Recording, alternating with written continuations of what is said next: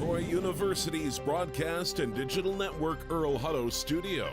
This is Troy TrojanVision News. Hello and welcome to Troy TrojanVision News for February 15, 2019. I'm Janae Jordan. And I'm Brady Talbert. Thank you for joining us this evening. Troy University's library is now more accessible. Visitors can access the library by using an elevator that in the past was locked down due to security, but is now open to allow ease of access to patrons, for whom some of which would not be able to use the stairs. Natalie Ledbetter explains. Ever since the opening of the library, the students have only had one entrance. But recently, the elevator has been opened to the second floor and a door on the third floor as well. Since the building opened, we've had trouble with this because a decision was made to, instead of make the whole building for the library, it was chopped in half and other departments got part of it, and so they just kind of sealed half the building off. But that meant it was very hard to get from floor to floor if you had any kind of mobility issues at all. Opening the elevator makes access to the library more convenient for all. But the students with disabilities will benefit most from this change. Primary reason we did it, because we want to be here for everybody. Opening the new access areas was a debate, but there were security issues found in there being only one entrance. It's done it. People like the idea of the security, which was somewhat false, but the way it was, there's only one access and egress point, and so you knew where everybody was going to come and go.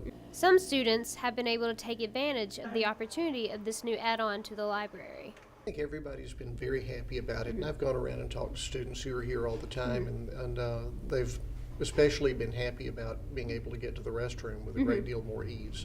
Anyone has access to the library from the first floor to the second floor, or vice versa from the second floor to the first floor. Natalie Ledbetter, Troy TrojanVision News.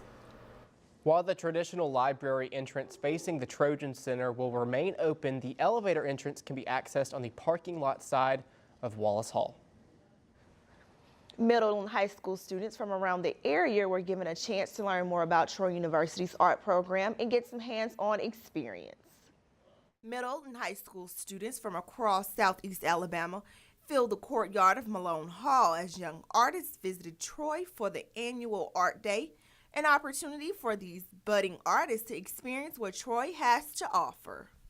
That we're real excited because, as usual, Trojan Art Day grows every single year.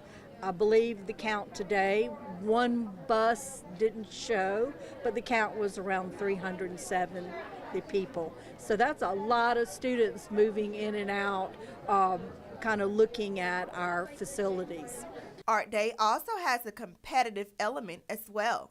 Some of these artists contributed work that could end up being shown in a statewide competition. We host District 2, which if you drew a line from Opelika over to Prattville south to about the Florida line, all the high schools and junior highs in that district get to send 10 artworks per teacher here. We hang an exhibition and judge it, and the first place winners and 3 wild card winners in each of the categories, middle school and high school, get to go on to the state competition that is held in April in Montgomery. The major component of the day was the hands-on projects that the students could work on while they were on campus. We have almost every faculty member is offering some sort of workshop or hands-on kind of activity. There is hula hoop weaving, rock painting. We have a group making sketchbooks up in 209, button making. We have students making clay bowls for our Empty Bowls initiative here in Pike County. There are students out drawing at different places on our campus doing plein air drawings. Those chalk drawings spilled to the outside of Malone Hall for all those that passed by to see. One chalk drawing featured a cartoon take on a famous classic. We're drawing a chalk drawing. Ours is based off of The Birth of Venus, and we're doing it inspired by Roger Rabbit and Warner Brothers. We felt as if The Birth of Venus, right? It's an easily recognizable drawing. It's something that everyone knows of. And we thought of also the Warner Brothers. Everyone knows Looney Tunes and all that, you know. District 2 art competition winners from today's event will learn if they won state awards at ceremony at the state capitol on April 26th. Yesterday was Valentine's Day, and while many people spent the evening with someone special, Troy University's International Student Cultural Organization had different plans. ISCO spent Valentine's night showing Troy students what it means to celebrate the holiday in countries around the world.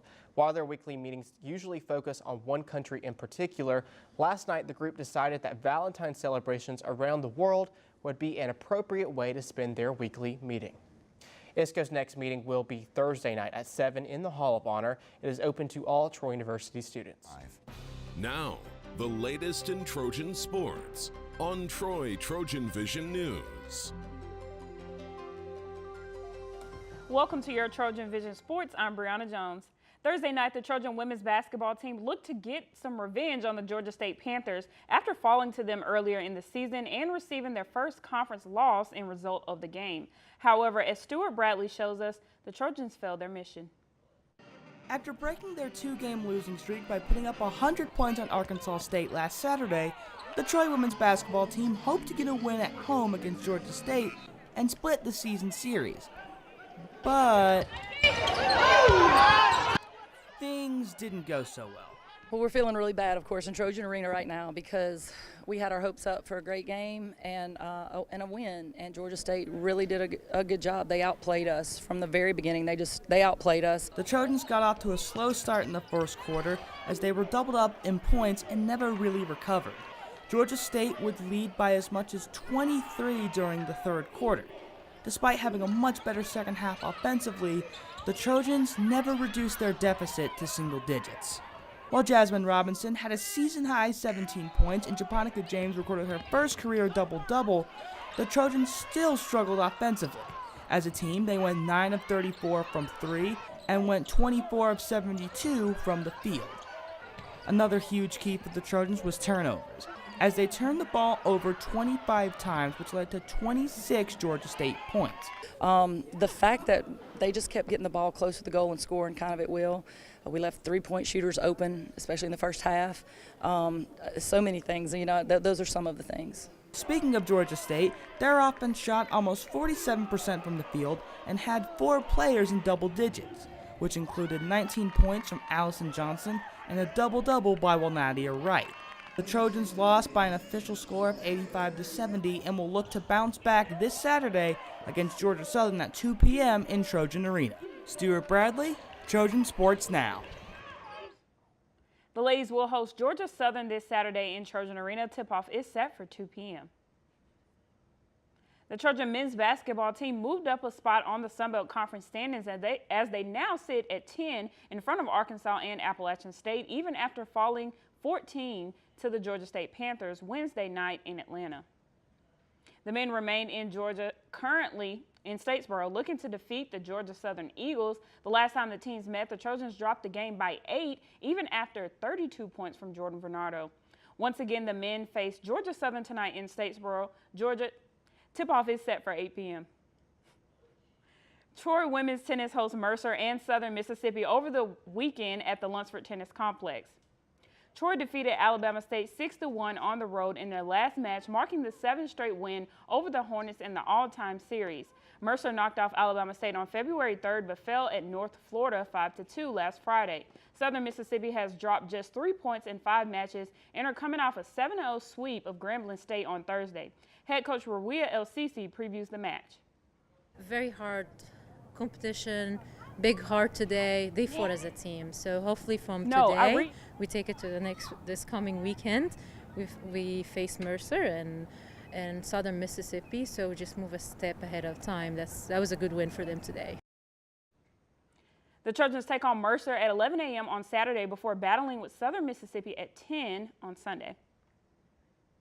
The Trojan baseball team is looking to build off a 42-win season as they host Central Michigan this weekend at Riddle Pace Field. Third baseman Drew Frederick talks about how the team is preparing.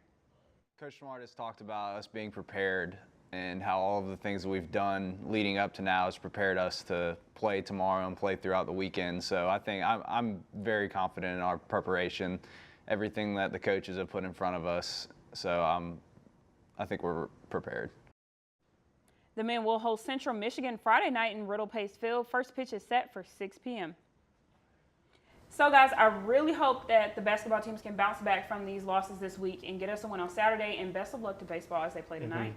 Yes, I really hope the teams can get the momentum going because they have been slacking, but I know that they can do it, and I wish the baseball team the best of luck. And I was keeping my eye on the clock. We got like 40 minutes till that game, so fans, if you still want to go, you still can. So absolutely. Thank you, Bree.